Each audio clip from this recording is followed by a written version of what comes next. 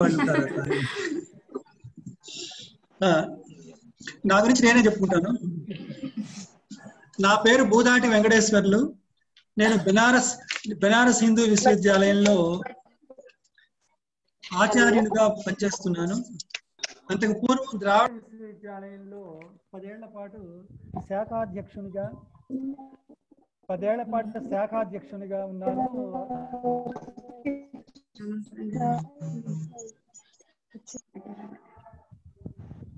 Voice వినిపిస్తోందమ్మా? Hello sir, మీ గొంతు చిన్నగా వినిపిస్తుంది సార్. ఇప్పుడు ఎలా వినిపిస్తోంది? వాయిస్ సరిగ్గా వినిపించడం లేదు సార్. ఎలా వినిపిస్తోంది? బాగుందా? వినిపిస్తుంది సార్. సార్ నేనే పరిచయం చేయొచ్చా సార్ మిమ్మల్ని? ఏమ్మా? నేనే పరిచయం చేస్తాను సార్ మిమ్మల్ని. ఏం పర్వాలేదమ్మా, దాన్ని ఇంకా టైం వేస్ట్ ఎందుకు, ఒక 2 నిమిషాలు నేనే చెప్పి మొదలు పెడతాను. నా పేరు బూదాటి వెంకటేశ్వర్లు. నేను బెనారస్ హిందూ విశ్వవిద్యాలయంలో ప్రొఫెసర్ గా ఉన్నాను. ఇప్పుడు బోర్డ్ ఆఫ్ స్టడీస్ మెంబర్ గా వివిధ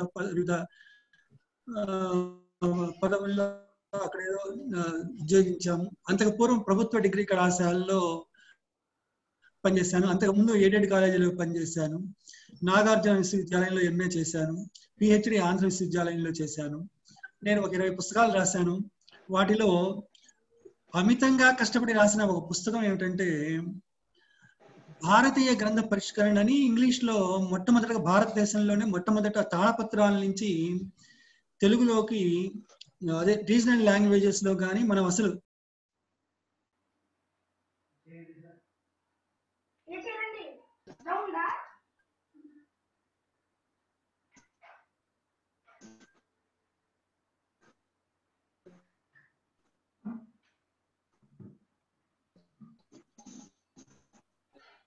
తెలుగులో కావ్యాలు చేసేటప్పుడు ఇది క్లాస్ రూమ్ వాతావరణం కాదు కదా, ఇది స్ట్రిక్ట్ గా ఎదురుగా కూర్చొని ఈ మానిటర్ ముందు కూర్చొని మాట్లాడటం, అందువల్ల లేని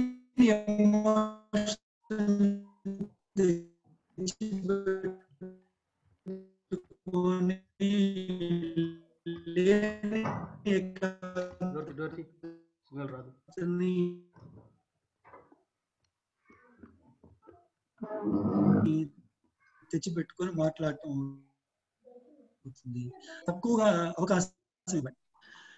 వారు శ్రీపాద కృష్ణమూర్తి గారు, ఆయన భారతాన్ని భాగవతాన్ని నేను రాశాను, ఒకసారి నీకు వినిపిస్తాను అని చెప్పేసి ఆదిపట్ల దగ్గరికి వెళ్ళాడు. వెళితే సరే ఇప్పుడు నేను బిజీగా ఉన్నాను, చదవాలి, నాకు ముందు మాట రాయాలి అది ఇది అని అన్నాడు. సరేలే అని చెప్పేసి అక్కడ పడేసిపో అని చెప్పేసి అన్నాడు. భాగవతాన్ని అక్కడ ఇచ్చేసి వెళ్ళాడు. మళ్ళీ తర్వాత పోతే నేను చాలా బిజీగా ఉన్నానయ్యా, ఒక 10 రోజులు అనిపేసి మళ్ళీ చెప్పాడు.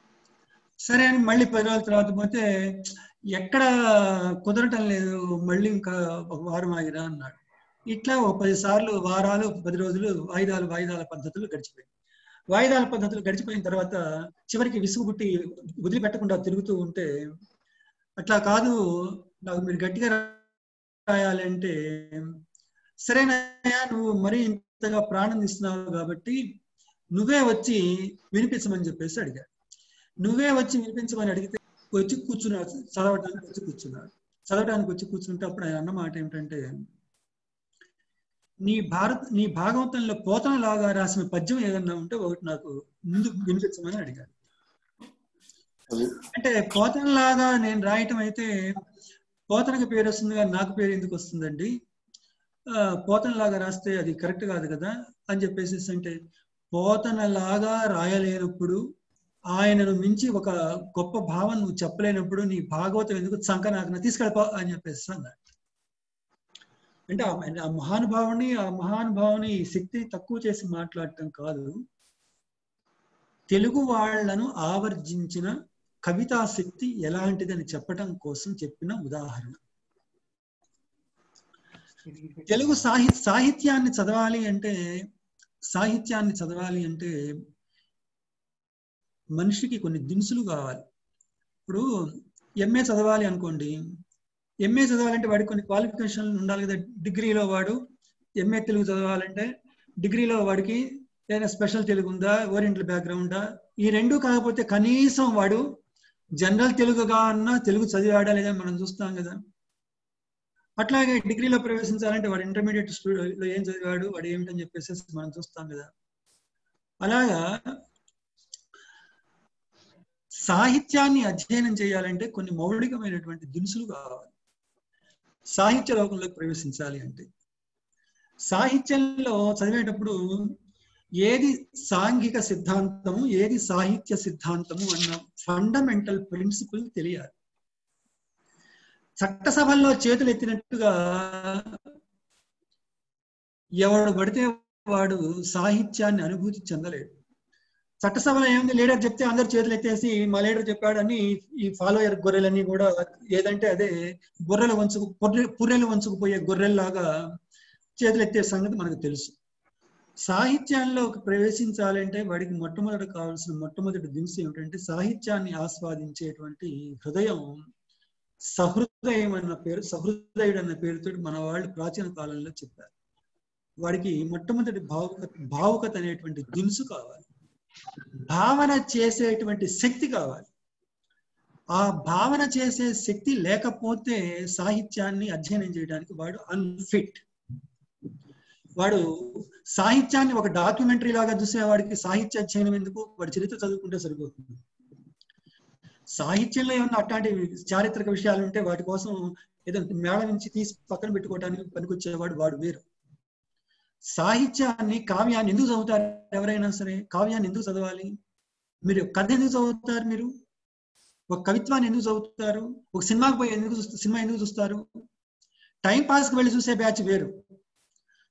టైం పాస్కి వెళ్ళి చూసేవాడు సాహిత్యాన్ని ఏం వివేచన చేస్తాడు?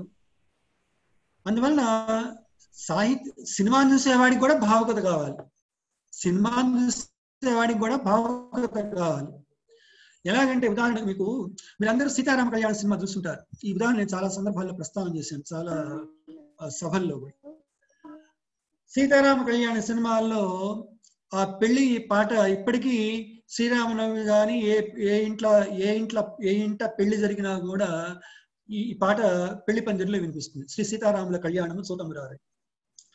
ఈ పాటలో వాళ్ళ తలంబ్రాలు పోసుకునే సందర్భంలో జానకి దోసిట కెంపుల ప్రోవై రాముని మేన నీలపురాలై ఆడి ముత్యములు తలంబ్రాలుగా శ్రీ సీతారాముల కళ్యాణం చూస్తుంటారు. ఇప్పుడు జానకి దోసిట కెంపుల, వాళ్ళు రాజులు కాబట్టి ముత్యాల తలంబ్రాలు పోసుకుంటున్నారు, మనం బియ్యం తలంబ్రాలు పోసుకుంటాం. వాళ్ళు రాజులు, డబ్బున్న వాళ్ళు కాబట్టి ముత్యాలతో తలంబ్రాలు పోసుకుంటున్నారు. ఈ ముత్యాల తలంబ్రాలు పోసుకునేటప్పుడు సీతమ్మ దోసిట్లో తీసింది. సీతమ్మ దోసిట్లో తీసినప్పుడు ఏమైనాయి అవి? ఆ సీతమ్మ దోసిటలో ఉన్నటువంటి తలంబ్రాలు కెంపుల్లాగా కనపడ్డాయి అన్నాడు. అవి రాముడు నీలపురాలైనవి అన్నాడు. అంటే నీలవర్ణంలో ఉన్న నీలాలైనాయి అని చెప్పేసి. నీలం తెలుసు కదా, రాళ్ళు, నీలపురాయి మనం శని ప్రభావం ఉన్నప్పుడు పెట్టుకుంటుంటారు మన వాళ్ళు. ఏమిటి ముత్యాల తలంబ్రాలు ఇట్లా ఎందుకు మారినాయి? వాడే పిచ్చోడే పాట రాశాడు కనుక మరి ఇది అర్థం చేసుకోవాలంటే వాడికి భావుకత కావాలి కదా. సినిమాలోనూ సినిమా పాటే మరి. అట్లాగే ఈ రెండు పంక్తులు రాయటానికి ఆధారభూతమైనది ఒక సంస్కృత శ్లోకము. మన పూర్వం శుభలేఖల్లో వెడ్డింగ్ కార్డుల మీద ముందు ఒక మంచి సంస్కృత సంప్రదాయ శ్లోకం ఉండి దాని క్రిందన స్వస్తి శ్రీ చాంద్రమానేని అని చెప్పేసేసి దైవజ్ఞ ముహూర్తం నిర్ణయించారు ఫలానా సందర్భంలో, ఫలానా ముహూర్త సందర్భం అని చెప్పి చెప్తారు. చెప్పి కింద మీరు వచ్చి మమ్మల్ని వధువుల్ని ఆశీర్వదించి మా కుటుంబాన్ని అందరినీ కూడా ఆనందింపజేయండి అని చెప్పేసి రాయటం శుభలేఖ అర్థాలు పంపించేవారు. ఇప్పుడు అవేం అక్కర్లేదుగా. ఇప్పుడు పైన శుభలేఖలో మీరు చూడండి, సంస్కృత శ్లోకం అక్కర్లేదు, లేకపోతే ఒక ఇది ఏం అక్కర్లేదు. అక్కడ కేవలం వరుడు వధువు, నెక్స్ట్ ఉండేది ఏమిటి, లంచ్ అయితే లంచ్, డిన్నర్ అయితే డిన్నర్, విందు ఏ సందర్భం అయితే విందు వేదిక, అంతే. 4 ఐటమ్స్ తీసేయి, అవతల పడేసాయి. అవి పెళ్లి అక్షతలు వేయటమా వేయకపోవడమా ఇవన్నీ వీటితో సందర్భమే లేదు. ఆ శ్లోకం ఏమిటంటే జానక్యా కమలాంజలి పుటే యా పద్మ రాగాయతే న్యస్తా రాఘవ మస్తకేన విలసత్కుంద ప్రసూనాయత స్రస్తా శ్యామల కాయకాంత కలిత శ్రీరామ వైవాహిక. ఈ శ్లోకం అన్నమాట. అంటే ఈ శ్లోకంలో ఏంటంటే ఈ భావమై జానక్యా కమలాంజలి పుట్ట, ఆ సీతమ్మ చేతిలో ఆ తలంబరాలు తీసుకోగానే అవి పద్మరాగమణుల్లాగా ఉన్నాయి అన్నాడు. ఆయన కెంపుల ప్రోవై అన్నాడు, పద్మరాగాల్లాగా ఉన్నాయి అన్నాడు.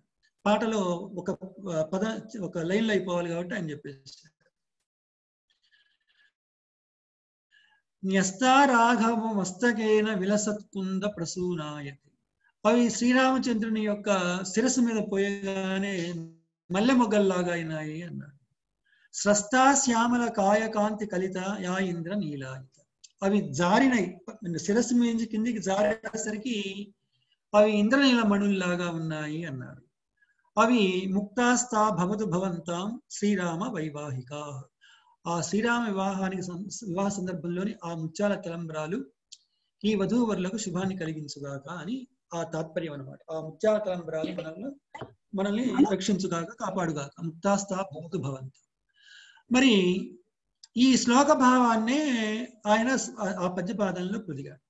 మరి ముత్యాలు ఇవన్నీ ఎట్లా మారినాయండి? ఈ శ్లోకంలో కూడా ఆయన 3 రకాలుగా చెప్పాడు కదా. అంటే సీతమ్మ రాకుమార్తె,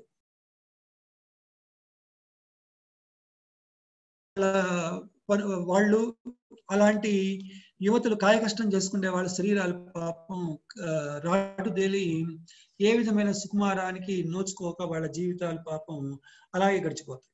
కానీ ఈ రాకుమారి శ్రీమన పాల్గారు అన్నట్టుగా అడుగు తీసి అడుగు పెడితే రక్తం చిప్పిల్లేటువంటి సుకుమారమైనటువంటి గాత్రి, అందులో మంచి రూపవతి. అందరి వివాహ సందర్భంలో గోరింటాకులు ఇవన్నీ పెడతాం కదా. ఇవాళంటే మనం ఇష్టం వచ్చిన రకరకాల రంగులు తీర్చిదిద్దుతున్నాం. ఆ గోరింటాకులు అవన్నీ పెట్టుకోవటం వల్ల ఆ తల్లి చెయ్యి అంతా కూడా ఎట్లా ఉంది, చిగురాకు వర్ణంలో ఎర్రగా కనిపిస్తుంది. ఈ తెముత్యాలు సీతమ్మ వారి దోసిట్లో తీసుకున్న అవన్నీ కూడా పద్మరాగ మణుల్లాగా. ఈ పద్మరాగ మణుల్ని శ్రీరాముడు శిరస్సును పోయగానే అవి తెల్లని మొగ్గల్లాగా ఉన్నాయన్నాడు. అదేమిటి, శ్రీరాముడు శిరస్సును నల్లటి వాడు కదా, ఆయన శిరస్సు మీద పోస్తే తెల్లని మల్లె మొగ్గల్లా ఎందుకుంటాయి అంటే వరుడికి ఉష్ణేషం కడతారు సంకేతంగా. ఆ కట్టినప్పుడు ఈ ముత్యాల తలంబ్రాలు దాని మీద పోస్తే తెల్లని మల్లె మొగ్గల్లాగా అవి అక్కడి నుంచి జారి కిందకి పడేసరికి శ్రీరాముని శరీరము నల్లని వాడు కదా, ఆ నల్లని శరీర ఛాయతో అవి ఇంద్రనీల మణుల్లాగా కనిపిస్తాయి అన్న. ఇంత భావన చేస్తే గాని విషయం రూపుతారు. అలాగా సాహిత్యంలో చాలా విషయాలు, చాలా సందర్భాలని మనం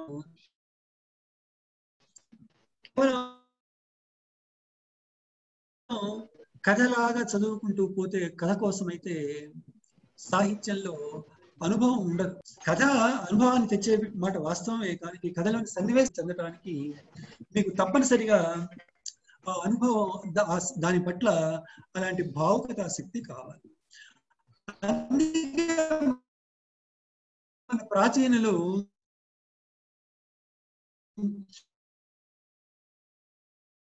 అంటే విమర్శ శబ్దం కంటే సహృదయ శబ్దం చాలా బరువు. సహృదయ శబ్దం బరువు ఎందుకని అవుతుంది అంటే చేసినవి లేకపోతే ఒకరి ప్రయోజనం కోసం ఉన్నాయని ఎవరైనా సాహిత్యం యొక్క అవి అలంకారాలను కూడా ప్రస్తావించాయి కాబట్టి మన వాళ్ళు అలంకార గ్రంథాలు అలంకార శాస్త్రాలని అంటున్నారు. కానీ అవి సాహిత్య సౌందర్య శాస్త్రాన్ని చెప్పేటువంటి గ్రంథాలు. అలంకారాలు అంటే కూడా ఏమిటి? భాషను అవి అలంకరించి సౌందర్యమయం చేస్తాయి. మనం చెప్పేటటువంటి సందర్భంలో ఒక చిన్న మనం మాట్లాడే మాటల్లో కూడా చూడండి, నాకు ఈ కర్ర 3వ నేత్రంలాగా ఉపయోగపడ్డది అంటాం. ఆవిడ భూలోక రంభ అంటాం. వాడు మనిషి కాదు దున్నపోతూ అంటాం. ఇవన్నీ ఏమిటి? అలంకారాలు. మనకు తెలియకుండానే మన వ్యవహారంలో ఎన్నో ఉపయోగిస్తాం ఇలాంటి అలంకారాలు. ఇలాంటి అలంకారాలకు లక్షణాన్ని వాడు కేటగరైజ్ చేసి అలంకార శాస్త్రంలో చెప్తాడు. మనకు రసప్రస్థానం ఏమిటి? రసం ఏమిటి? రసప్రస్థానం అని వచ్చింది. రసం అంటే ఏమిటి? కావ్యంలో నువ్వు చెందేటువంటి అనుభూతే కాదు, జీవితంలో నువ్వు అనుభవించేటటువంటి సెన్సిటివిటీ, నీ జీవితంలో నువ్వు అనుభవించేటటువంటి వివిధ రకాల భావోద్వేగాలను అన్నింటినీ కూడా శాస్త్రీయంగా రూపకల్పన చేసి వివేచన చేసి చెప్పింది అలంకార శాస్త్రం. ఈ నవరసాలు జీవితంలో ప్రధానమైనవి, అనుభవంలో దేనికి ఏవి స్థాయి భావాలు అవుతాయని చెప్పేసి మనిషి యొక్క ఉద్వేగావస్థల్ని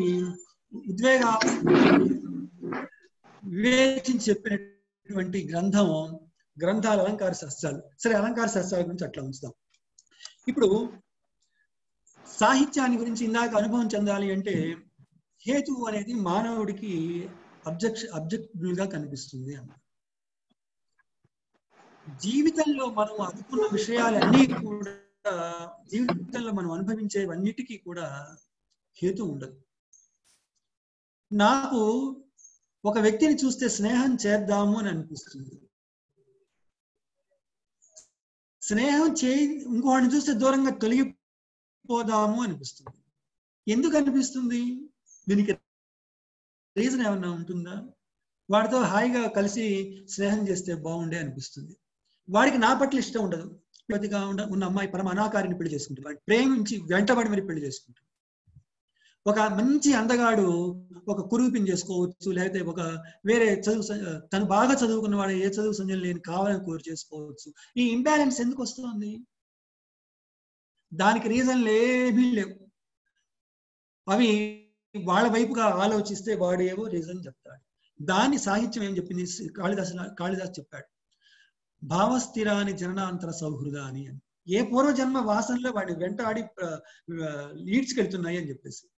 వాసన అన్న పదం వీళ్ళంతా కూడా సంప్రదాయం పేరుతోనో లేకపోతే ఏదో ఊరుగా చెప్తారని మీరు అనుకుంటారేమో, కానీ హోమియో మెడిసిన్ అంతా కూడా ఈ వాసనలను బేస్ చేసుకునే, క్యారెక్టర్స్ బేస్ చేసుకునే హోమియో ట్రీట్మెంట్ జరుగుతుంది. మీరు ఎవరైనా హోమియోతో అనుభవం ఉంటే మీకు తెలుస్తుంది. ఎందుకు వాళ్ళు వాటిని తీసుకొని అట్లా డెవలప్ చేశారు? మనిషి జీవితాన్ని, మనిషి ప్రవర్తనను, మనిషి క్యారెక్టర్ని డిసైడ్ చేస్తుంది వాసనలే. అందువలన ఈ వాసనలను అనుసరించే వాడికి వంకాయ పచ్చడి మాత్రమే ఇష్టం అవడంలో వెనుక ఉన్న కారణం తెలియదు. అలాగే వాడికి టెంకాయ పచ్చడి అంటే ఇష్టం లేకపోవటానికి కారణం తెలియదు. వాడు నాకు ఇష్టం లేదు అంటాడు అంతే. ఎందుకని? అలాగా సాహిత్యంలో ఇందాక చెప్పాను, హేతువు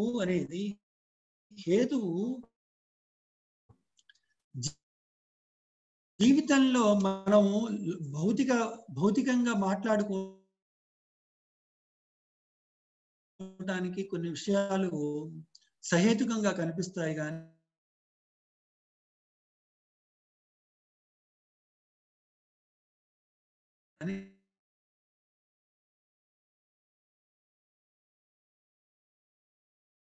సాహిత్యంలో అనుభూతి చెందడానికి అది హేతువు కాదు. నేను ఈటీవీలో పనిచేశాను. సినిమా రంగంలో సినిమా మొత్తం ఎట్లా నిర్మాణం చేస్తారు ఇవాళంటే మనకు టీవీలో ఓపెన్ గా అన్ని తెలుస్తున్నాయి, కానీ ఇవి లేవు కదా. అట్లాంటి సందర్భంలో నేను ఇవన్నీ చూశాను. అయినా ఇంత వయసు వచ్చాక ఇప్పటికీ ఒక సినిమా చూస్తుంటే కొన్ని సందర్భాల్లో తెలియకుండా నా కళ్ళ వెంట నీళ్ళు వస్తాయి. ఎందుకు వస్తాయి అంటే ఆ హృదయంలో ఉన్నటువంటి సాత్విక గుణం. మీరందరూ కూడా ఈ మహానటి సినిమా చూస్తుంటారు, సావిత్రి సినిమా. ఆ సావిత్రి సినిమాలో ఆమె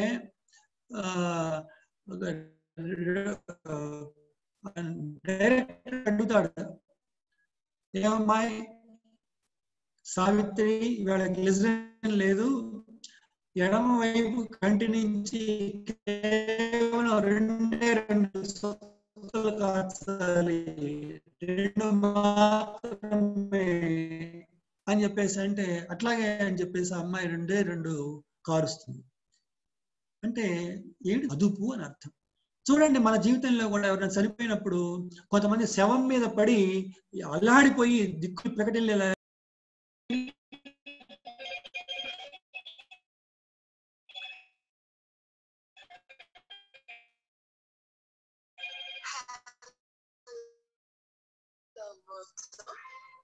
ఈ సందర్భంలో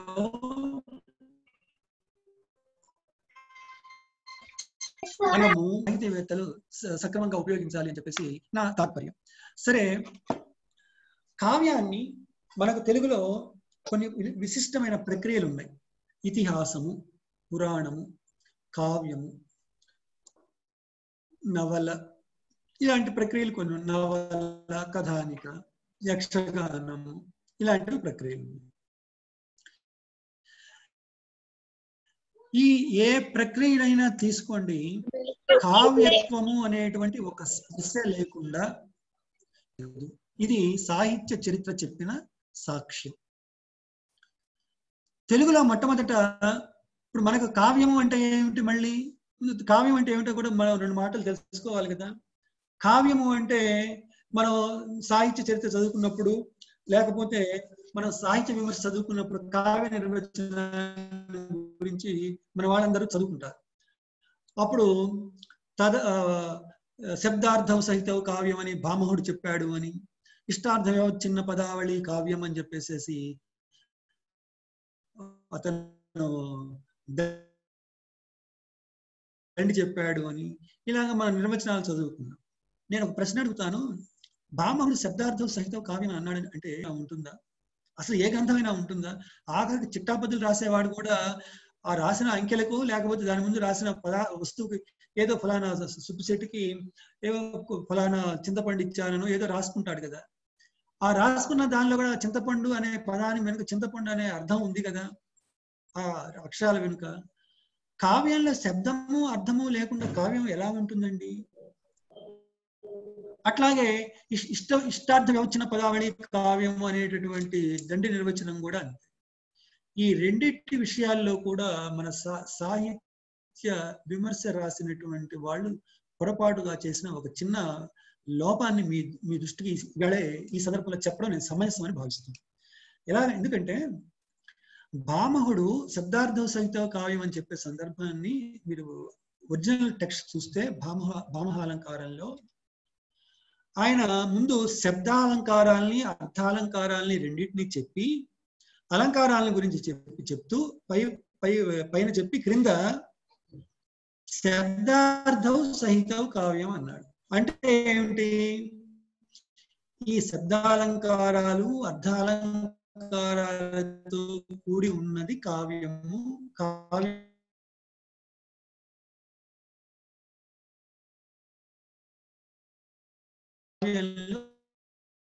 ఉంటాయి అని చెప్పాడు. శబ్దార్థం సహితం కావ్యం ఆ సందర్భంలో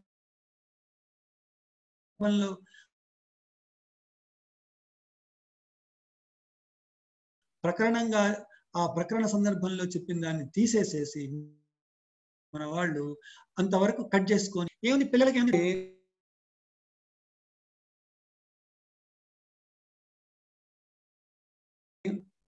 దండితాం వ్యుత్పత్తి విచిత్ర మార్గాణం నిబంధు క్రియావిధిం తైః శరీరంచ కావ్యానాం అలంకారాశ్చ దర్శితాః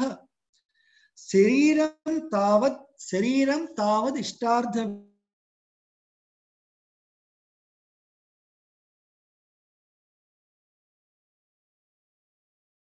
దండి చెప్పిన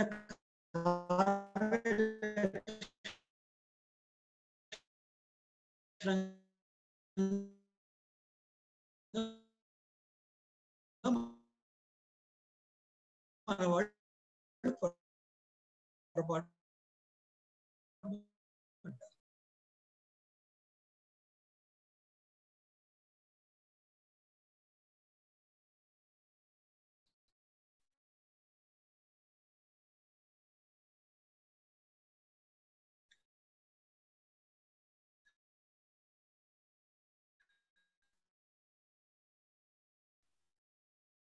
అసలు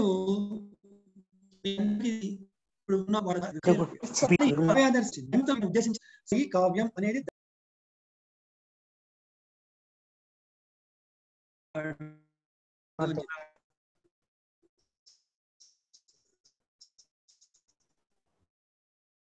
వాక్యం రసాత్మకం కావ్యం ఒక చిత్రం చెప్పి ఇది రసవంతం అంటే విమర్శకులు కూడా ఒక పద్యాన్నో లేదా ఏదో ఒక 2 పాదాలను ప్రస్తావించి ఇందులో వీరరసం ఉన్నది అంటారు. దాని మెథడ్ ఏమిటి? దాని మీద విశ్వనాథ సత్యనారాయణ గారు కావ్యానందంలో చాలా అపురూపమైన చర్చ చేశారు. మీరందరూ కూడా అలంకార శాస్త్రాలు చదవక్కర్లా. విశ్వనాథ సత్యనారాయణ గారు రాసిన కావ్యానందం చదవండి. సాహిత్యం అంటే ఏమిటి, సాహిత్యాన్ని ఎలా అనుభూతి చెందాలి, ఎలా అధ్యయనం చేయాలి, ఎలా విమర్శ చేయాలి అనేటటువంటి వ్యవహారాన్ని మనము అవగాహన చేసుకుంటాం. నాయన ఈ మెసేజ్లు మీ సాహిత్య విమర్శ పుస్తకం చదివాము లేకపోతే మీ అది చదివాము ఇట్లాంటి మెసేజ్లు ఇప్పుడేం పెట్టద్దు స్వామి. అంతా అయిపోయిన తర్వాత ఏమైనా ఉంటే అప్పుడు మాటలు ముచ్చరించుకుందాం. అందువల్ల మనం విమర్శలో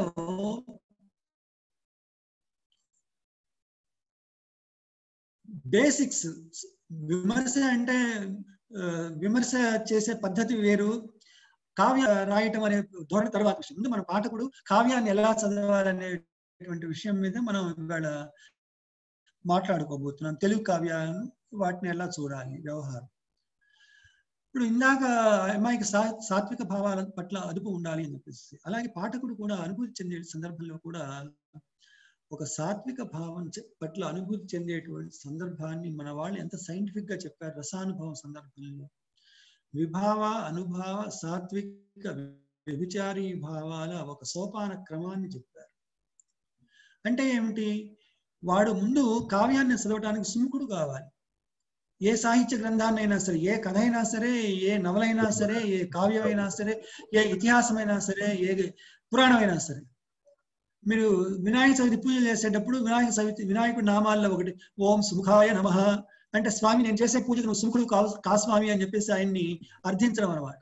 సుముఖత్వం, మనకు మనిషికి ముందు సుముఖత్వం కావాలి.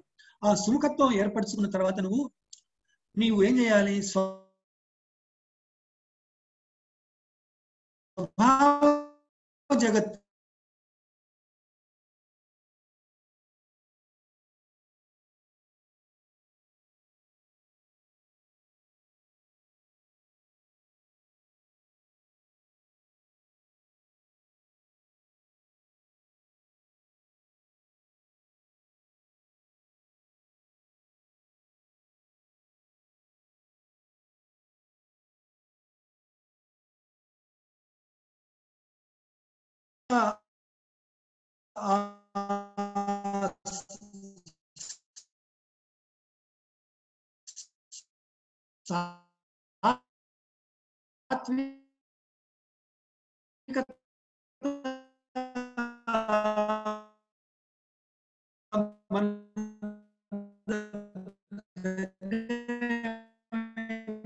మొద్దు బారిపోయింది.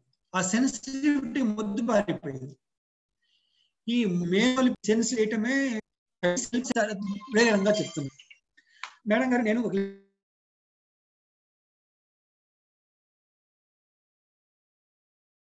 మనము సాహిత్యంలో దేనిని మనము అధ్యయనం చేసేటప్పుడు మనకు ప్రక్రియల పట్ల కూడా అవగాహన ఉండాలి. ఇప్పుడు మన కావ్యాన్ని గురించి మాట్లాడుకుంటున్నాం. ఇప్పుడు తెలుగు సాహిత్యంలో మొట్టమొదటి నన్నయ్య గారు ఇతిహాసంతో మొదలుపెట్టారు. ఇతిహాసం అప్పటికే దేశ భాషల్లో కూడా కన్నడంలో వచ్చింది, విక్రమార్క విజయం పేరుతోటి వేరే రకాలుగా వచ్చింది. కానీ నన్నయ్య గారి రచన ఇతిహాసాన్ని ఇతిహాసంగా తీసుకురాలి. ఆనందవర్ధనుడే దాన్ని శాస్త్ర రూప కావ్య ఛాయాన్వయి అన్నాడు. శాస్త్ర రూపంలో కనిపిస్తున్నటువంటి కావ్యఛాయలు ఉన్న గ్రంథము అన్నాడు. కానీ నన్నయ్య గారు దాన్ని కావ్యత్వంతో మేళవించి కావ్యేతిహాసంగా మలచ, కావ్య స్పర్శ లేని ఏ గ్రంథాన్ని కూడా ఆదరించడానికి సుముఖుడు కాడు అని చెప్పేసి. అట్లాగే ఆయన పెట్టిన వరవడిని తర్వాత వచ్చినటువంటి శివకవుల దగ్గర సరే ఇంకో సమస్య ఉంది. పాల్కురికి సోమనాథుని శైవము నన్నచోడుని శైవము రెండు ఒకటి కాదు. పిడుక్కు బియ్యానికి ఒకటే మంత్రం పెట్టినట్టు మన వాళ్ళు అన్ని కూడా ఒకే ఘాటన కట్టేసి మాట్లాడుతుంటారు. కర్ణాటకంలో బసవన ఏ వీరశైవాన్ని ప్రతిపాదించి ఏ సమతా సూత్ర ప్రాతిపదికగా ఎవరైతే శివుణ్ణి ఒప్పుకుంటారో, ఎవరైతే శివనామ స్మరణ చేస్తారో, ఎవరైతే శివభక్తులో అలాంటి వాళ్ళు ఏ కులం వాళ్ళైనా ఒకటే అన్నంత మేరకు ప్రోగ్రెసివ్ గా ఆయన సమతా సూత్రాన్ని ఆ మేరకు సమత్వాన్ని అయినా ఆయన యాక్సెప్ట్ చేసి ఏదైతే ప్రోత్సహించాడో దాని బేస్లో ఏర్పడ్డటువంటిది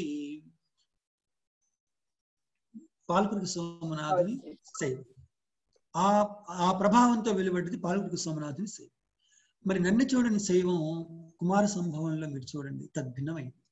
మనకు వైదిక ఈ వేటి మీద అయితే ఆయన తిరుగుబాటు చేశాడో పాల్కురికి సోమనాథుడు బసవనాథుడు ఆ పూర్వం ఉన్న వైదిక శైవాన్ని బేస్ చేసుకొని వచ్చినటువంటిది నన్ను చూడుని గ్రంథం.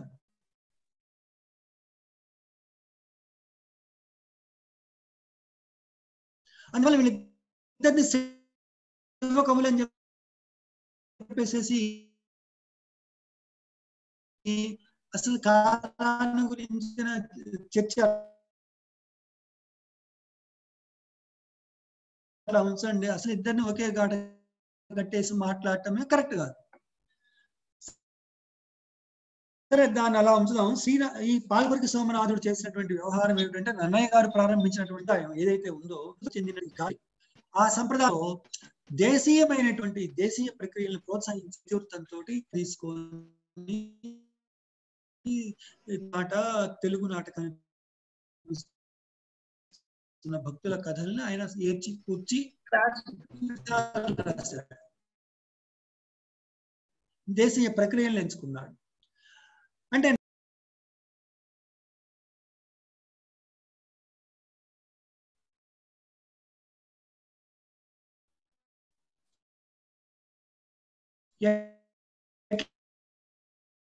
ఎట్లాగంటే ఇప్పుడు మనం ఒక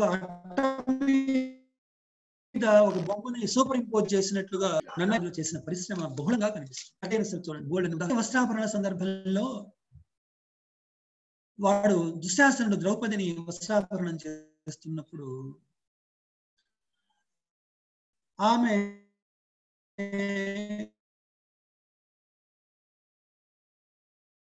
శ్రీకృష్ణుడిని స్మరించింది.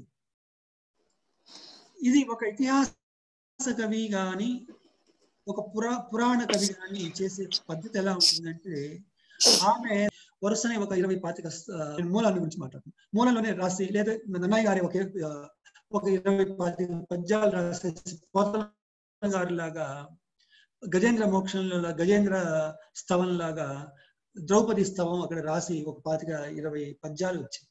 కానీ నన్నయ్య గారు అక్కడ ఆ సీరియస్ ఘట్టంలో ఆవిడ స్తోత్రం చేయటం అనేది ప్రధానంగా పెడితే ఇతిహాసంలో కథకు ఇచ్చే ప్రాధాన్యతతో పాటు కావ్యత్వానికి భంగం కలుగుతుందన్న ఉద్దేశంతో ఏం చేశారంటే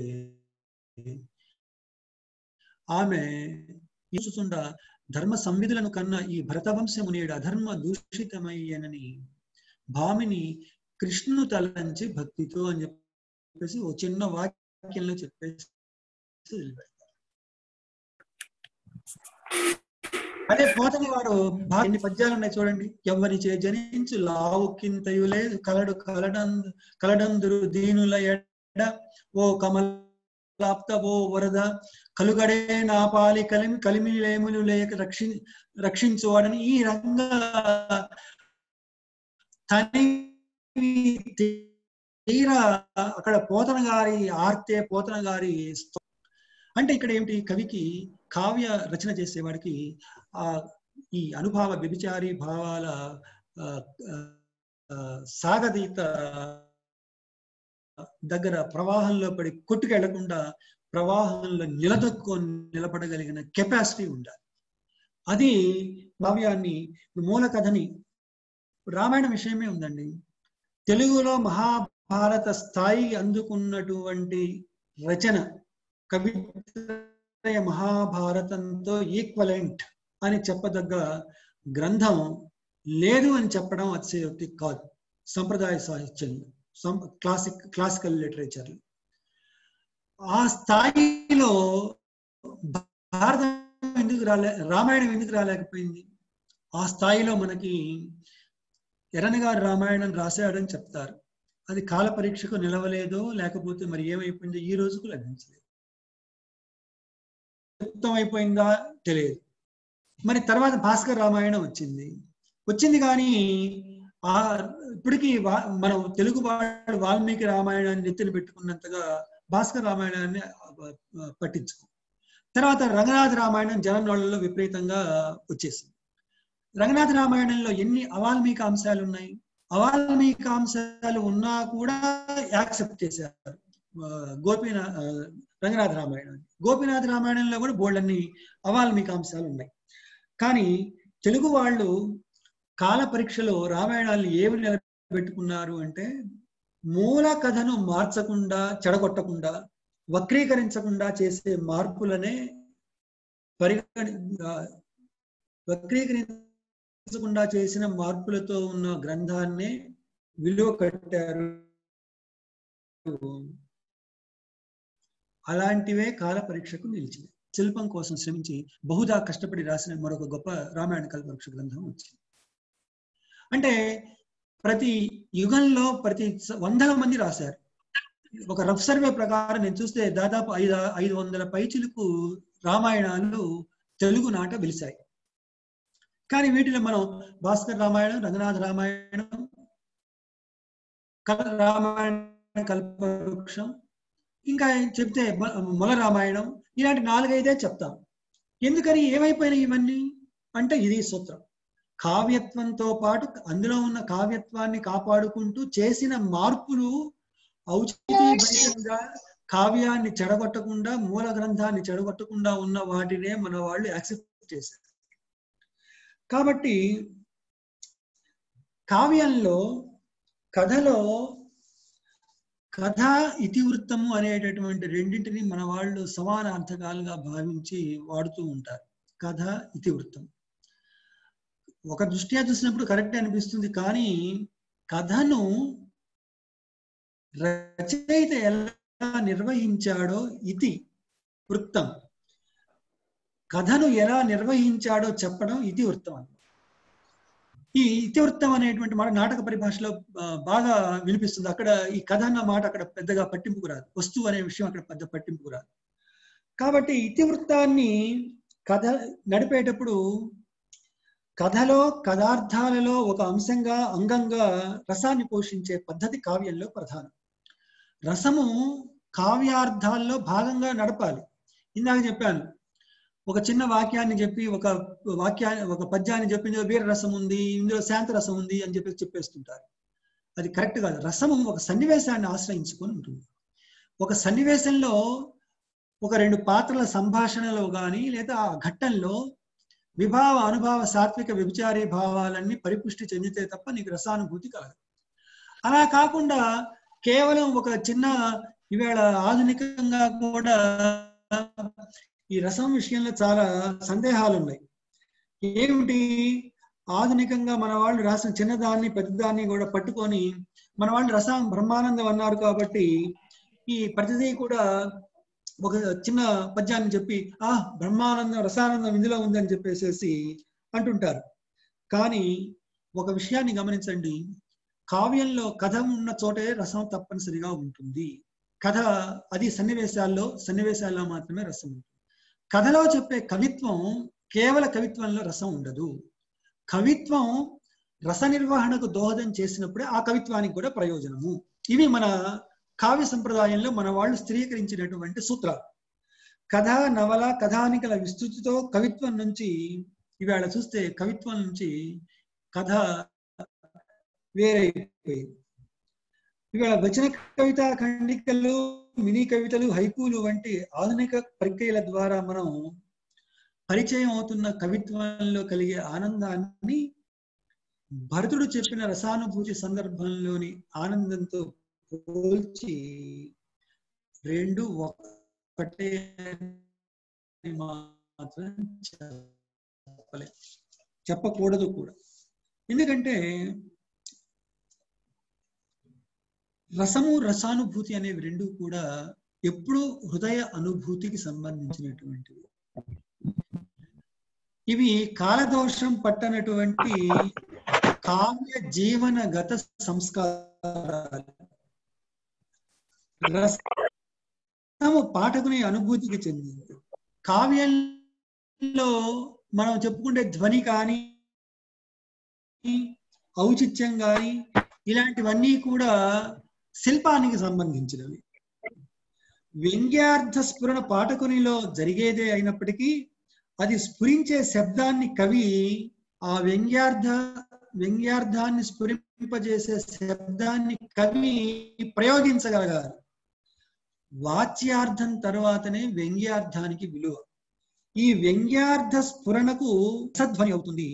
అప్పుడే అది మన వాళ్ళు చెప్పిన బ్రహ్మానంద సహోదరం అనేటువంటి స్థాయికి అది లీడ్ చేస్తుంది. అవేమీ లేకుండా మన వాళ్ళు కేవలం బ్రహ్మానందం, కావ్యానందం ఒకటే అని చెప్పేసి అంటే కాదు. కావ్యములు తన హఠ యోగములను కావు, ప్రాణి అంతఃకరణ ప్రవృత్తి మృదులీకరించి ఆనందపరుచుని ఆనంద కళలు అని చెప్పేసి రాయప్రోలు సుబ్బారావు గారు చెప్తారు. మనిషి సత్వమయం చేయడానికి కళలు దోహదం చేస్తాయి. ఆ కళల్లో సాహిత్య కళలో పరాంకోటికి చెందింది కావ్య కళ.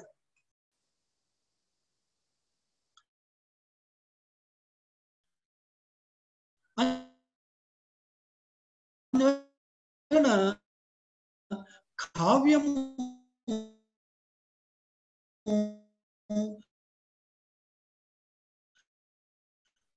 ఒక మధురంగా మగ్గిన పండు,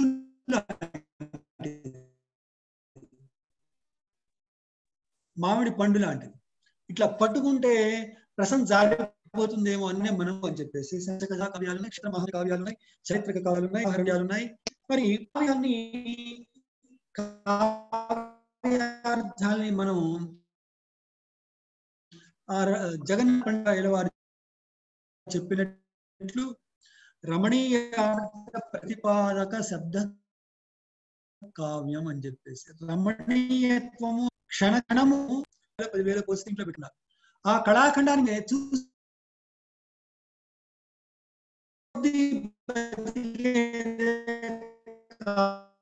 కావ్యం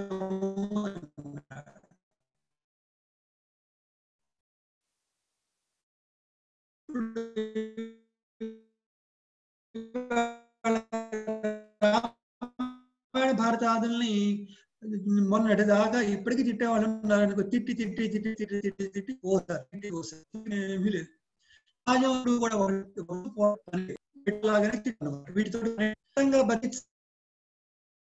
అని చెప్పేసి నువ్వు చేసే 100 వ్యూహాలు, చేసే వెర్రి వేషాలు, 100 చేష్టలు చేస్తే అధికారం అయితే నా అధికారం వాడు మన్నించినంత వరకు ఉన్నంత వరకు వాడు రాసిన పుస్తకాన్ని ఓహో ఆహా ఓహో అని చెప్పి నా పదవి పోగానే వాడు పోవా ఏదో రాసామంటాడు. ఆ పదవి సంగతి తర్వాత పోనీ నా మీద ఏదైనా మొహమాటం ఉంటే నేను చచ్చే వరకు నన్ను భరిస్తాడు, నేను చచ్చిపోయిన తర్వాత తీసి అవతల పారేస్తాడు. వీడు నా మొహమాటంతో భరించాడు కానీ మిగిలిన వాళ్ళకి ఏం మొహమాటం ఉంది? అందువల్ల సమాజము తనకు అవసరమైంది ఏదో అది బతికించుకుంటుంది, అందులో ఎలాంటి సందేహం లేదు. సంప్రదాయం అంటే మన వాళ్ళు చెప్తున్న తిట్టు అర్థంలో కాదు. సంప్రదాయం అంటే అదంతా కూడా కేవలం మంచి గతమ కొంచెమే అన్న దాన్ని ఆహ్వానిస్తూనే మంచి పాత కొత్తల మేలు కలయిక కలిసి కొత్త మెరుగులు చిమ్మేది ఏదైతే ఉందో అది సంప్రదాయం. పాతని కొత్తకు సంవదింప చేసుకోవడం సంప్రదాయం. సంప్రదాయం అంటే ఒక సమన్వయ సూత్రం. అంతేగాని ఇప్పుడు నన్నయ్య గారు వర్ణాశ్రమ ధర్మాలు చెప్పారని చెప్పేసి వాళ్ళ వర్ణాశ్రమ ధర్మాలు నెత్తిని పెట్టుకుని ఎవడన్నా మోస్తాడా 21వ శతాబ్దంలో? వాటి కోసం భారతాన్ని ఎవడన్నా చదువుతాడా? ఎవరు చదవరు. కావ్యాన్ని ఎవరైనా చదువుతారు? ఒక హృదయ అనుభూతి కోసం చదువుతాము. జీవితంలో తమకు ఎదురయ్యే ఒక ఘట్టాన్ని సమన్వయించుకొని అందులో సాధారణ చెందడానికి చదువుతారు, అనుభూతి చెందడానికి చదువుతారు. కానీ కేవలం ఈ విమర్శ లాగా ఈ విమర్శకులు ఇందాక చెప్పాను, విమర్శ కూడా సాహిత్యంలో హేతువాద విమర్శ ఎంతవరకు పనికి వస్తుందండి? ఎంతవరకు సత్యమున్ వర్ణించుతో హేతువున్ నిల్చునే అన్నాడు. అందువల్ల హేతువు అక్కడ సాహిత్యంలో ప్రతీక, ఒక అలంకారం సింబల్ అవుతుంది, అంటే ప్రతీక అవుతుంది, మెటఫర్ అవుతుంది. ఒక అలంకారము ఎలగరి అవుతుంది, ఒక అలంకారం ఇమేజరీగా మారుతుంది. ఇవన్నీ కూడా వీటి తత్వం ఏమిటి, ఏది ఏమిటో ఎట్లా అవుతుంది తెలుసుకోకుండా సాహిత్య అధ్యయనాన్ని నువ్వు ప్రవేశించి బయట వాగే వాగుళ్ళని ఇక్కడ వాగుతానంటే ఎట్లా కుదురుతుంది?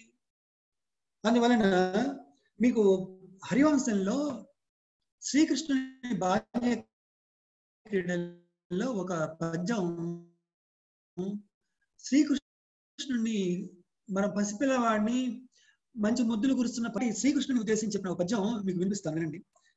ఎవ్వరు కన్నా ఎత్తుకొని, శ్రీకృష్ణుని ఎవరు చూసినా సరే ఎవ్వరు కన్నా ఎత్తుకొని, ఎంతయు వేడుక ముద్దులాడగా ఎవ్వలం పారిపారి తరళేక్షణ దీతులొప్ప ఒప్పుమై, ఎవరు ముద్దు చేసినా వాళ్ళు ఎత్తుకొని ముద్దు ఆడుతున్నారు. వాళ్ళ దగ్గర నుంచి తప్పించుకొని అటు ఇటు పోతుంటే వాళ్ళ చూపులు ఆ శ్రీకృష్ణుని మీద పడ్డాయట. దీదితులు ఒప్పుమై మువ్వలు గంటలను మొరయ ముందటి కూకటి రావిరేఖతో, ఈ నెత్తి మీద కట్టినటువంటి ఈ కూకటికి ఆ రావి రేకు అలంకారంగా ఆడవాళ్ళు అలంకరించుకున్న చంద్ర మణుల బిళ్ళ ఉంటుంది కదా, అట్లాంటివి రావి రేఖ అలంకరిస్తే ఆ వనజాక్షుడు చెలువు ఆ వనజాక్షుడు ఆడున్ ఆ శ్రీకృష్ణుడు ఆడుకుంటున్నాడు. చెలువు అర్మిలి పెంచు జనంబు చూట్కికిన్ అన్నాడు. చెలువు అంటే సౌందర్యం. శ్రీకృష్ణుని సౌందర్యం అతిశయిస్తోందట. ఎట్లా? అర్మిలి పెంచు జనంబు చూట్కికిన్, ఆ ప్రేమతో వాళ్ళు ఆ పసిపిల్లవాడి మీద వాడి సౌందర్యం అర్మిలి పెంచు బాగా అతిశయిస్తోంది అన్నాడు. చూపులు పడే కొద్దీ, వెలుగు కిరణాల మీద పడే కొద్దీ వస్తువు యొక్క సౌందర్యం ఎలా అతిశయంగా కనిపిస్తుందో, వీళ్ళ చూటుకులన్నీ కూడా పడి ఆ శ్రీకృష్ణుని సౌందర్యం ఇనుమడించింది అని చెప్పి చెప్తారు. అంటే కావ్యం కూడా అలా పాఠకుని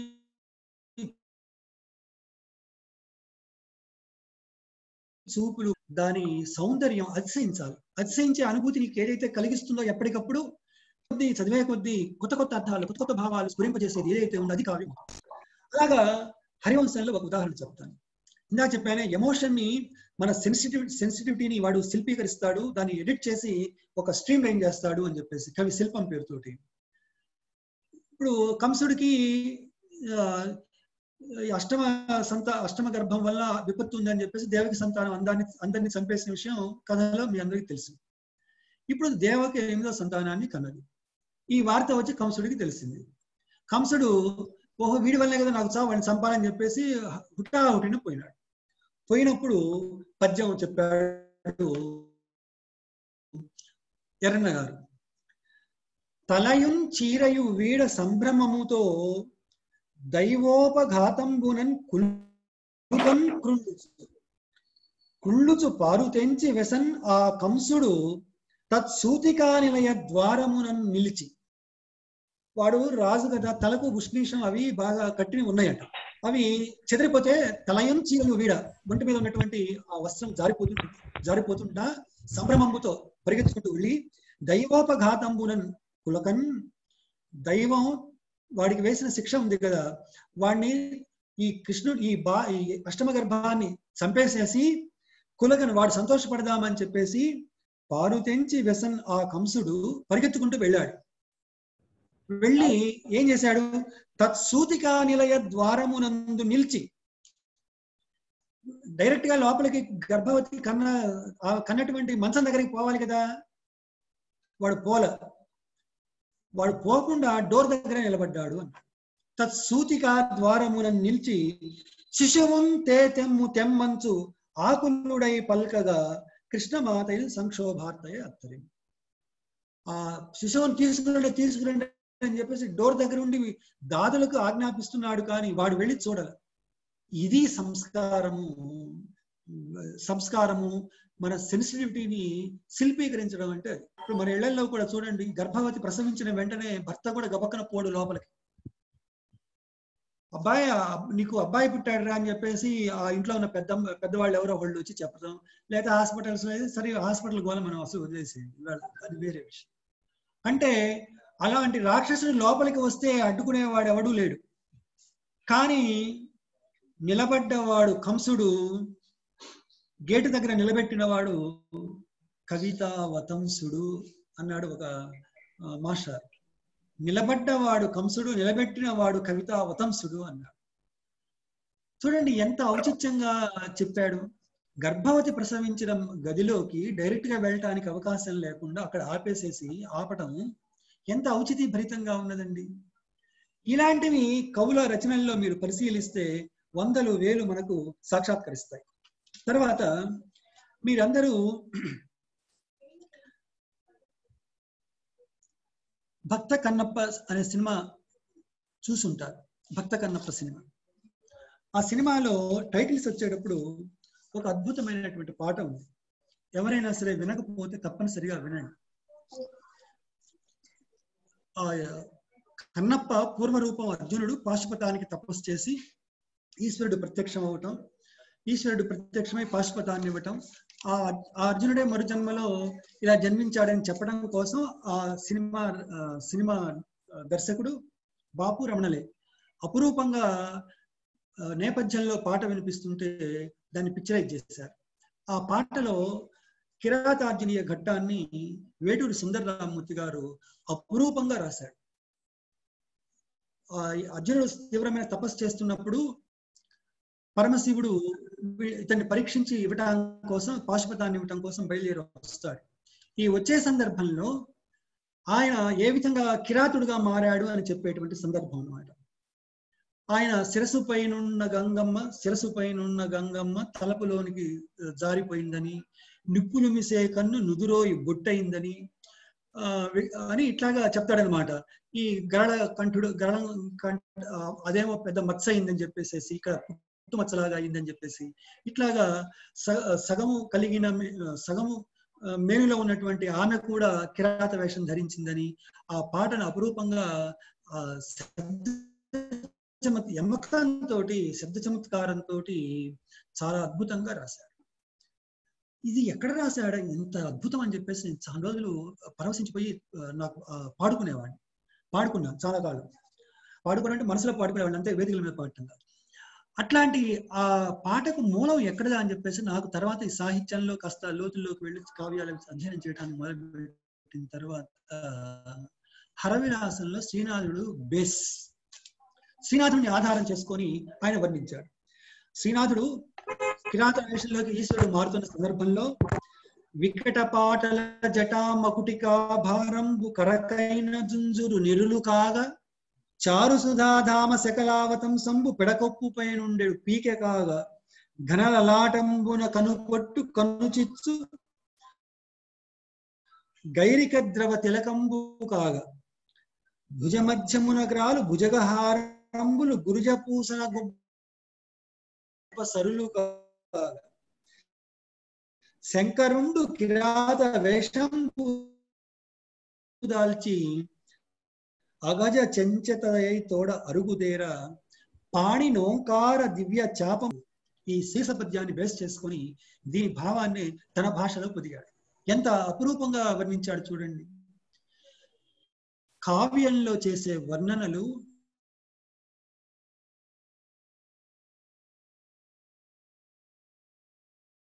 డామినేటింగ్ చేయకూడదు. మీరు ఆముక్తమాలయ చూడండి, ఆముక్తమాలయలో శరద్ ఋతువు అంటాడు ఒక 50 పద్యాలు, గ్రీష్మ ఋతువు అంటాడు ఒక 50 పద్యాలు, గ్రీష్మ ఋతు వర్ణనలు. అట్లాగే వర్ష ఋతు వర్ణన దానిలో ఒక 50 పద్యాలు, వర్ష ఋతు వర్ణన. ప్రతి వర్ణన అపురూపమైన పద్యం, ఒక్కొక్క పద్యం ఒక్కొక్క భావ చిత్రం, అది వేరు విషయం వేరు. కావ్యంలో వర్ణనలు కథకు దోహదం చేసేవిగా మాత్రమే ఉంటాయి. ఇక్కడ వర్ణన చెప్తున్నాడు, వర్ణన ఎట్ ది సేమ్ టైం కథకు దోహదం చేస్తుంది. ఈశ్వరుడు కిరాతుడుగా మారుతున్నాడు. కిరాతుడుగా ఆయన పరివర్తన చెందుతున్నప్పుడు జరిగినటువంటి పరిణామాన్ని ఈ సీస పద్యంలో చెప్పాడు. ఎట్లా? వికట పాటల జటా మకుటికా భారం, పెద్ద అదంతా కూడా కరకైన జుంజురు నిరులు కాగా, అవన్నీ కూడా ఈ వెంట్రుకలు ఏ తైల సంస్కారము లేకుండా ఈ బోయవాళ్ళు కోయవాళ్ళు వస్తున్నప్పుడు మనం చూస్తాం సారా, వాళ్ళ తల అట్టలు కట్టుకెళ్ళినట్టు ఎట్లా ఉందో అట్లాంటి శిరస్సు అయిపోయింది అని చెప్పేసి, అట్లాగా మిగిలిన పద్యం అంతా కూడా ఆ చంద్రకళ పెడకొప్పుపై నుండి పీకగా అక్కడేదో దోపుకున్నటువంటి ఏ మొగులి రేకుల లాంటిదో అయిపోయింది అన్నాడు చంద్రుడు. అట్లాగే ఘనలలాటంబున కనుపట్టు కనుచిచ్చు గైరిక ద్రవ తిలకంబు కాగా, నుదుర తిలకం అయిపోయిందని, ఇట్లా సర్పాలన్నీ కూడా ఆభరణాలని, ఇట్లాగా పూసల దండలు అయిపోయినాయి అని చెప్పేసి ఇట్లాగా పరిణామాన్ని చెప్తాడు. ఇలా పరిణామం చెప్పడమే సాహిత్యంలో. అలాగే హరవిలాసంలో మరొక సందర్భం, గిరిజా కళ్యాణం ఉంది కదా,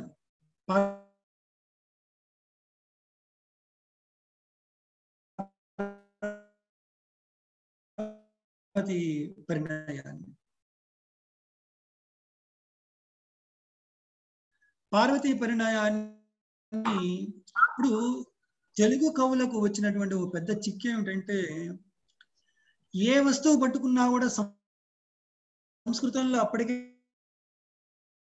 పరాకాష్ఠకు చెందినటువంటి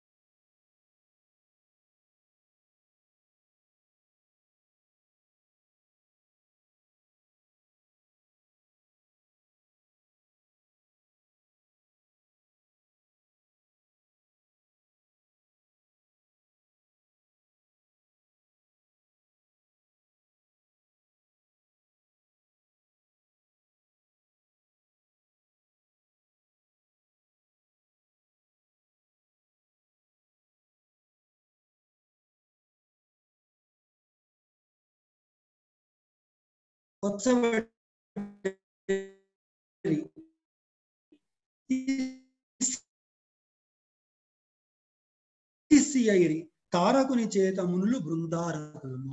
ఇతిహాసుడి వల్ల మనిషి జీవితంలో ఒక పనికి చెప్పడానికి ఒక క్రియ సరిపోతుంది. కానీ రాక్షసుడు చేసినటువంటి ఒక్క క్రియ పెట్టిన హింస అనే క్రియకు వాళ్ళు పడ్డ వేదనకు ఇన్ని క్రియలు వ్యంజకం అవుతుంది. అంటే ఆ తీవ్రత చెప్పడానికి అన్ని క్రియలు వాడితే తప్ప రచయిత సాటిస్ఫై కాదు. కావ్యం అక్కడ రసానికి దోహదం చేస్తుంది. ఇప్పుడు మనం కూడా లోకంలో ఇప్పుడు మనం బాగా అన్నం తిన్నప్పుడు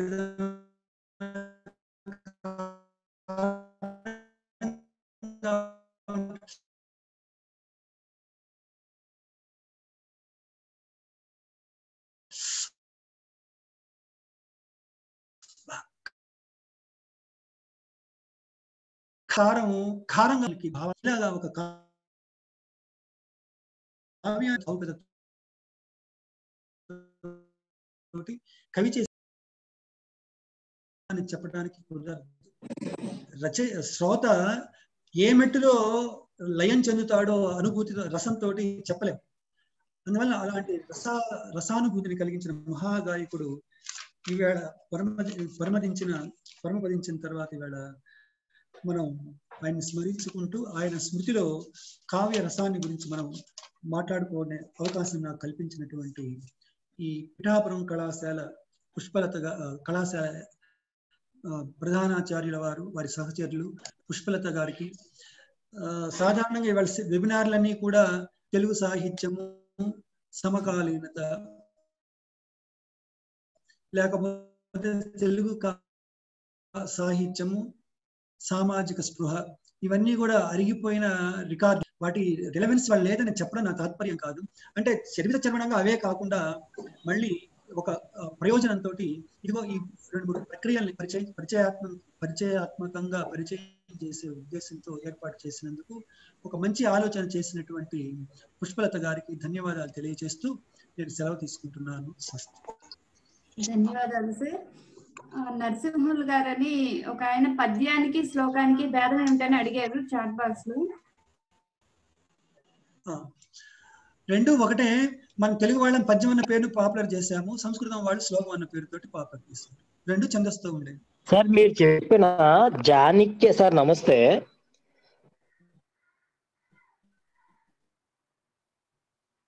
చెప్పండి.